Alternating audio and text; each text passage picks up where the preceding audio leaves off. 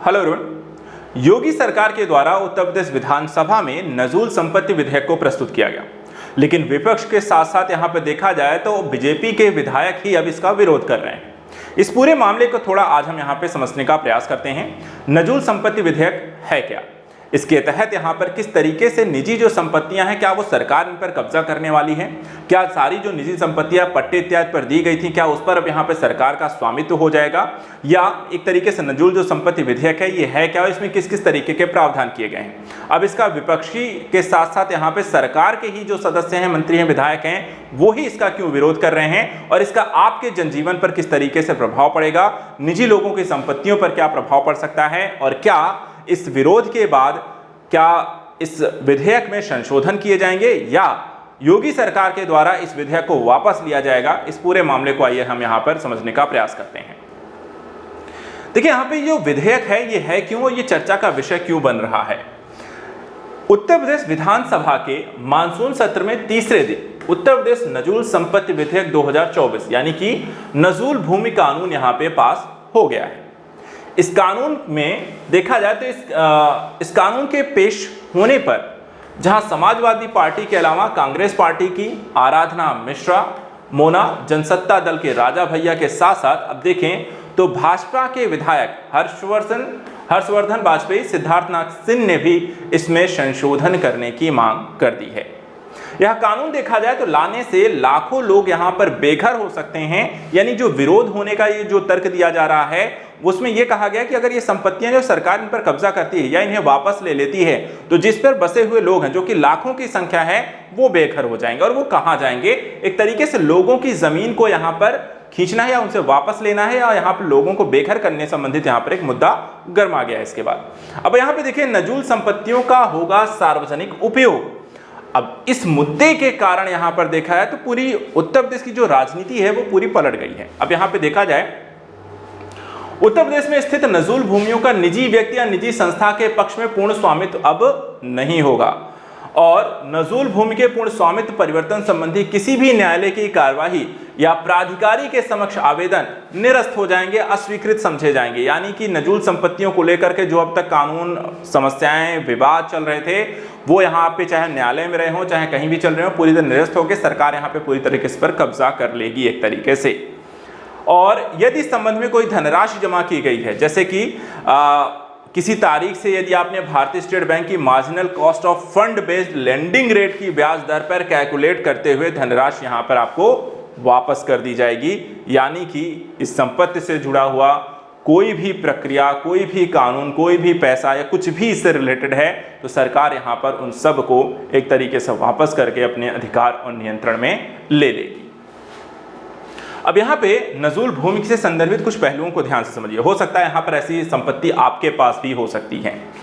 देखिए नजूल भूमि के ऐसे पट्टाधारक जिनका पट्टा अभी भी चालू है और नियमित रूप से पट्टा किराया जमा कर रहे हैं और पट्टे की किसी भी शर्त का उल्लंघन नहीं किया है कि पट्टों को सरकार या तो ऐसी शर्तों पर या जैसा सरकार समय समय पर निर्धारित करती है वो उसे जारी रख सकती है। यानी कि अगर सरकार चाहेगी तो यहाँ पर किसको देना है, किसको नहीं देना है, किसकी वापस लेनी, किसकी नहीं वापस लेनी है, वो यहाँ पर सरकार डिसाइड करने वाली है। इसके अलावा पट्टा अवधि की समाप्ति के बाद ऐसी भूमि समस्त विलंगमों से मुक्त होकर स्वतः राज्य सरकार में अब निहित हो जाएगी।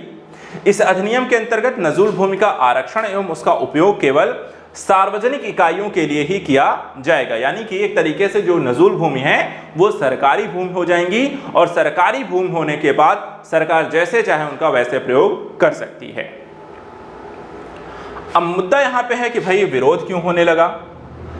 सरकार के देखें सबसे पहले यानी कि भाजपा की सरकार और भाजपा के विधायक हर्षवर्धन वाजपेयी ने अपनी ही सरकार का यहाँ पे विरोध कहा। और क्यों किया, वो कहते हैं कि नजूल की जो जमीन है यह आज़ादी के पहले से लोगों के पास है और आज़ादी मिले देखे जाए तो कितना 75 साल हो गए हैं। अब 100 सालों से एक ज़मीन पे कोई अगर रह रहा है और कानून के माध्यम से क्या हम लोगों की ज़मीन इसके माध्यम से छीन सकते हैं।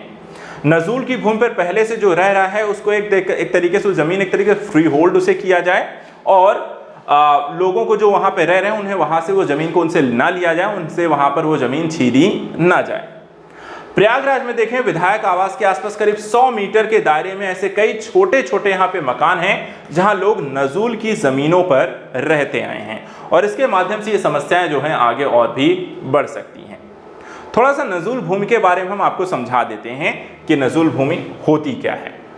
अब तक आपको समझ में आ भी गया होगा, लेकिन अगर कुछ डिटेलिंग पर बात कर लेते हैं, जैसे कि देखिए, नजूल भूमि का जो स्वामित्व होता है ये सरकार के पास है, लेकिन अक्सर इसे सीधे राज्य संपत्ति के रूप में प्रसारित नहीं किया जाता है। तो पहली चीज कि नजूल भूमि वैसे भी सरकार की होती है, ठीक है। ऐसा नहीं कि सरकार यहाँ पे कानून ला के उसे आपकी निजी संपत्ति को ले रही है, बल्कि पहले से ही सरकार की रहती है। लेकिन राज्य क्या करता है कि आमतौर पर ऐसी भूमि को किसी भी इकाई को 15 से 99 वर्षों के निश्चित अवधि के लिए यहाँ पर पट्टे पर आवंटित कर देता है कि भाई आप 15 साल, 20 साल, 30 साल, 50 साल, 90 साल के लिए आप इसे जैसे चाहे वैसे यूज करें।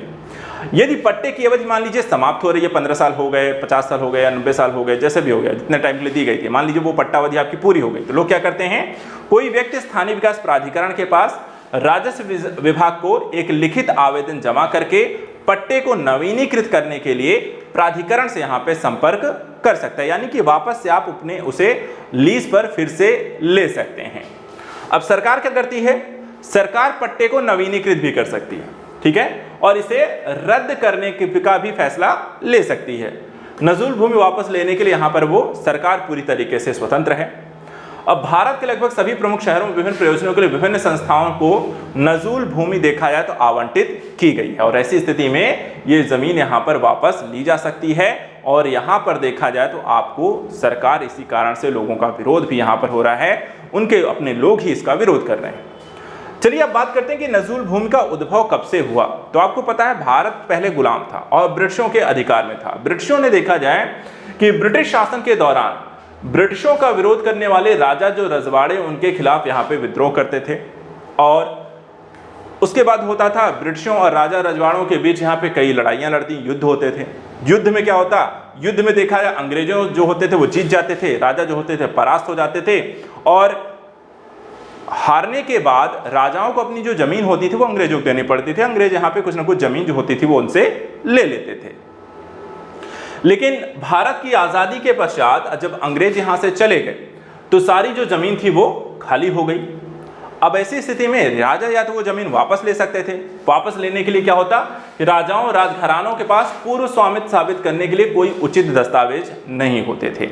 और जब कोई दस्तावेज ही नहीं हुए तो इन जमीनों को नजूल भूमि के रूप में चिन्हित किया गया और स्वामित्व संबंधित राज्य सरकारों के पास चला गया और इन्हीं भूमियों को अब सरकार क्या करती है, लीज पर यहाँ पे दे देती है, जिसको लेकर के अब यहाँ पर सरकार कह रही है कि हम ये सारी जमीन अब वापस लेंगे और इसे सरकारी प्रयोजनों के लिए, सरकारी इकाइयों के लिए, सरकारी कार्यों के लिए हम इसे यूज कर रहे हैं, जिसको लेकर के विरोध शुरू हुआ है। तो क्या सरकार इसे वापस लेगी या नहीं, इसको लेकर के आने वाला वक्त बताएगा। फिलहाल आज सेशन में इतना ही। नेक्स्ट वीडियो में कुछ और ऐसे इंपॉर्टेंट टॉपिक्स को लेकर डिस्कस करेंगे। Thank you so much and good luck.